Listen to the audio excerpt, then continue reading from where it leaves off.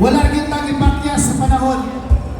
Kay sa art, ang usa sa igsuon sa ato ang presidente nga si Digong Duterte, si PRRD, ang igsuon ani ana kauban nato. Kani siya low profile kay ning igsuon. Dili ka pa ako ang una. hilog na kayo ni. Ilog. Pero ang mga dos anin niya. Walay lain. Pero na. Sir, sir. Nana, tatawan ko na to si Komisyoner. Commissioner. Kom. Oh yeah. Patik-atik sa dadari. Kaganina, kato nga mo kinutindong diri, ako gipakutan na sa ngalan. Oh. Kabalo na sa ngalan ni mo. Oh, ngalan. Kaya, amo gipakutan na taga-asa. Kabalo na po sila taga-asa ka. Pero wala may bali, pila imong edad. Wala pa kabutog 100. Akong ilan. Wala pa kabot ng 100. 100. Oh. Nanangutan na sila kung gahe pa ba daw. Sobra pa. Ang baruganan! Baruganan na itong istoryahan. Gahe kong baruganan. Baruganan yun. Gahi ang baruganan. Oh, ana. Okay. Now, Atong kauban karon sa movement ang igsoon sa atong presidente sa Pilipinas, Mr. Don Duterte. Atong Emmanuel Don Duterte! Duterte! Duterte!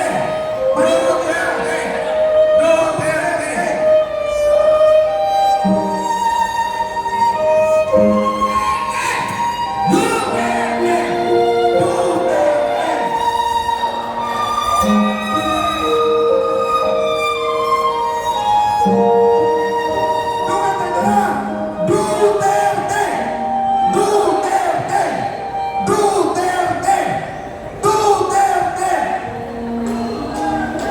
Mayong gabi, Sir Don.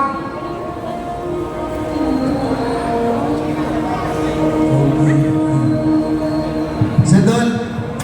Na-miss pa ninyo si Sir Bong? Murang si Sir Bong po, no? Ha? Sir, nasyak sila, Sir. Okay. Mas Masay sa rin karang makataas. Pastis wala akong panit. Mga kailangan mo, sige! Sir Don Duterte!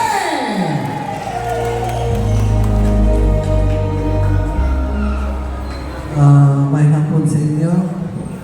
Diba? Ka-istorya naman ako doon itong birthday ni Digong na buwan nakakita ko dito now. Igsuon ko ni President, ikaupat ko sa among pamilya. Duha na igsuon na ako ang nawala itong kapanguran na nailan ko ng Cebu. Isa na mo igsuon na babae na namatay po.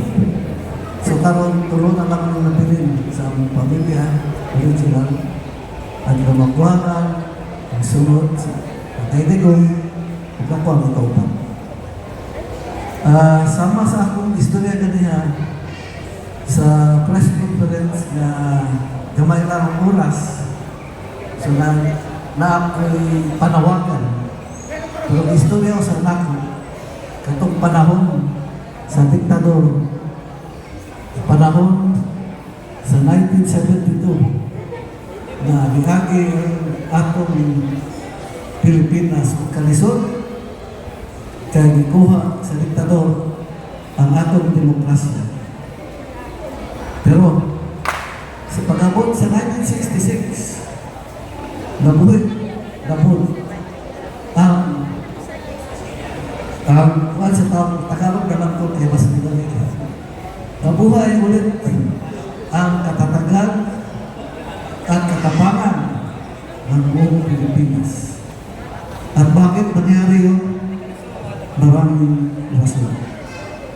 Una, na isang tao na nagbuhay sa kanyang buhay, isang Ninoy Aquino. Kalawa, nung namatay na siya, ipinaglaban ulit ng kanyang biyuda. Ang pinaglalaban niya, nababawi ulit ang ating demokrasya.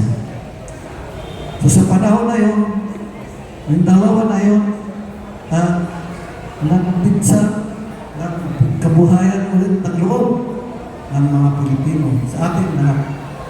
Sa panahon na bata pa ako doon, edad ko doon, somewhere between 40, naranasan ko lahat ang dumaan sa Malaysia.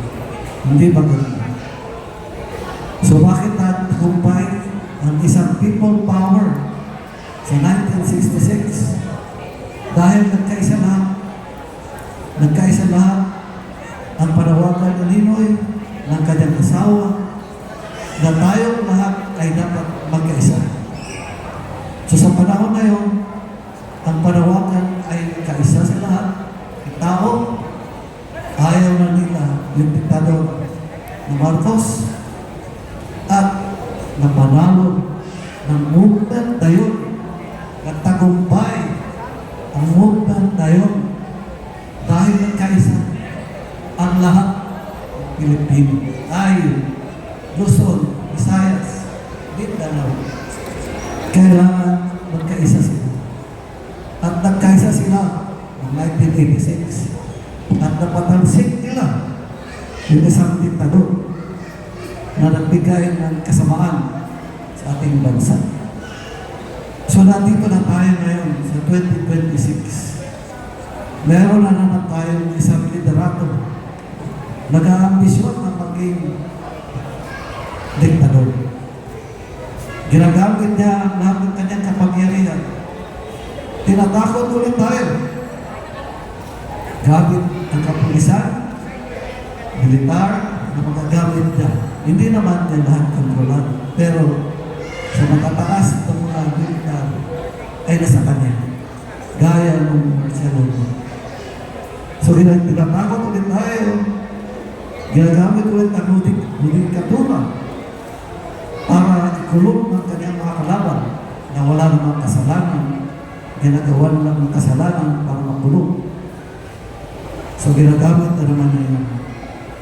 At pangatlo, ginagamit nila, tinakaw nilang pera para bilihin ang mga taong handang ibenta ang mga kaluluwa nila para lang sa pera. So nandito ako ulit ngayon at nananawagan upang gisingin na naman ang buong sambayanan. Gisingin ko kayong lahat. Ito na ang panahon na kailangan tayong mag-isa. Mag-isa. Nag-iisang boses, nag-iisang sambayanang Pilipino. Kailangan tayong magkaisa para mapatalsik na naman natin itong kasamaan. Tama!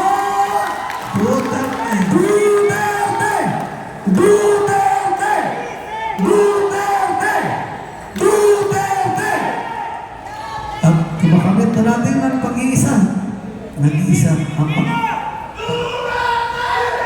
Duterte! Lahat ng Duterte!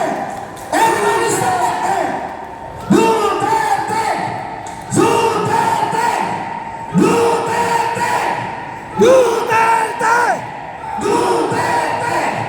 Duterte! Duterte! Duterte! Duterte! Sir Tom, hindi ka nag-iisa, sir. Nandito kami sa likod mo, kasama ang buong pamilya mo at kami po ang sa commissioner. salamat sa inyong lahat ng suporta at walang kupas sa suporta sa pamilya ng Duterte! Duterte! Duterte! Duterte! Duterte! Duterte! So sa katapusan kong pananalita, magkaisa tayong lahat. Mabuhay ang nagkakaisang Pilipino! Mabuhay! Mabuhay si ex-president Digong Duterte! Mabuhay! Mabuhay si Vice President Sara Duterte! Mabuhay! Mabuhay tayong lahat! Mabuhay! Duterte! Duterte!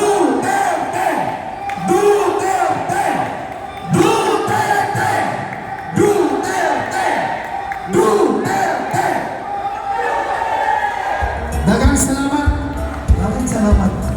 Lingkod sa tagamay mga igala. Tagay